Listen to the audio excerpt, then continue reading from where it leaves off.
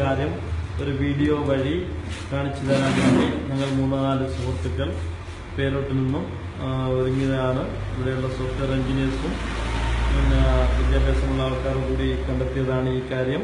ഇത് സമൂഹത്തിന്റെ മുന്നിൽ ഷെയർ ചെയ്യണം, അത് ഈ സാഹചര്യത്തിൽ അനിവാര്യമാണ് എന്നുള്ളത് കൊണ്ടാണ് ഇത് ഷെയർ ചെയ്യുന്നത്.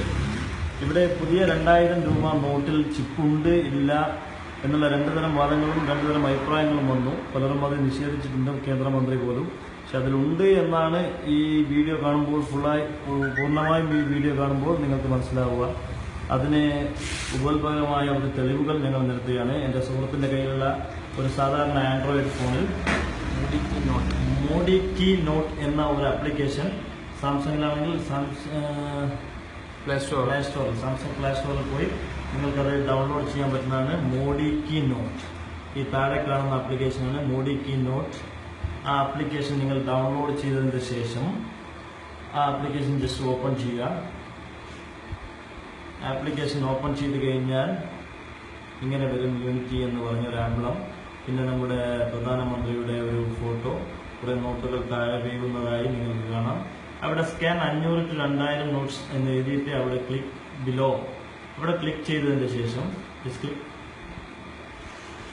ചെയ്തതിന്റെ ശേഷം ആ റൗണ്ട് ഇറങ്ങി വന്നു കഴിഞ്ഞാൽ അത് വീഡിയോ ക്യാമറ ഓപ്പൺ ആകും. അത് നിങ്ങൾ പുതിയ 2000 രൂപയുടെ ബാക്ക് ഈ മംഗൾയാൻ ആ ഫോട്ടോയുടെ മുകളിലുള്ള സാറ്റലൈറ്റ് ചിത്രത്തിലേക്ക് ആ വീഡിയോ അത് സ്കാൻ ചെയ്യുകയാണെങ്കിൽ, ക്യാമറ ഓപ്പൺ ആവും, അത് സ്കാൻ ചെയ്യുകയാണെങ്കിൽ നിങ്ങൾക്ക് കാണാൻ കഴിയും.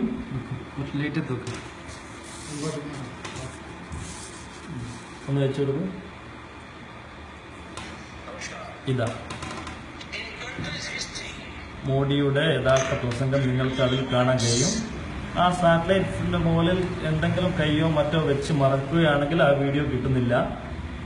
വീണ്ടും ആ കൈ മാറ്റുകയാണെങ്കിൽ അത് വീണ്ടും വർക്ക് ചെയ്യുന്നുണ്ട്.